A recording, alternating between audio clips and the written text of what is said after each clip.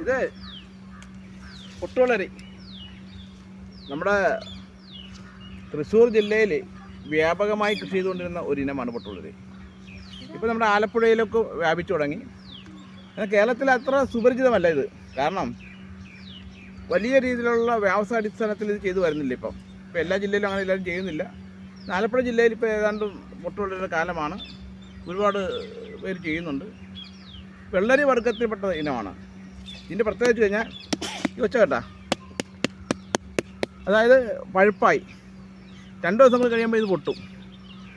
സ്വയമേ ഇവിടുന്ന് തന്നെ തൊലി ഇങ്ങനെ പൊട്ടി വിടർന്ന് വരുമ്പോൾ അതിൻ്റെ അകത്തിരിക്കുന്ന കാമ്പ്, അതായത് ജ്യൂസായിട്ട് നമുക്ക് അതെടുത്ത് കഴിക്കാം. തൊലി കളഞ്ഞിട്ട് കുരു ഉൾപ്പെടെ വേണം കഴിക്കാൻ. കുരു കളഞ്ഞിട്ട് ജ്യൂസായിട്ട് അടിച്ച് കഴിക്കാം. കഴിക്കുന്നത് നമുക്ക് ഒരു മിക്സിയിലിട്ട് അടിച്ചെടുക്കാം, അല്ലെങ്കിൽ ഒരു പാത്രത്തിൽ ഇട്ട് കഴിഞ്ഞ് താപ്പി കൊണ്ട് ഉടച്ച് കഴിക്കാം. ചിലർ തേങ്ങാപ്പേര് ചേർക്കും, പാല് ചേർക്കും, ചിലർ ഇതിൻ്റെ കൂടെ ബൂസ്റ്റ് ചേർക്കും, പഞ്ചസാര ചേർക്കും, ശർക്കര ചേർക്കാം. അങ്ങനെ എന്ത് വേണം, ഓരോരുത്തരുടെ ഇഷ്ടമനുസരിച്ച് കഴിക്കാം. ഇതൊന്നും ചേർക്കാതെയും നമുക്ക് കഴിക്കാം. അതായത് കടുത്ത വേനൽ വരുമ്പോൾ അതിനെ പ്രതിരോധിക്കാൻ പറ്റുന്ന പ്രധാനപ്പെട്ട ഒരൊന്നാണ് പൊട്ടുവളരി.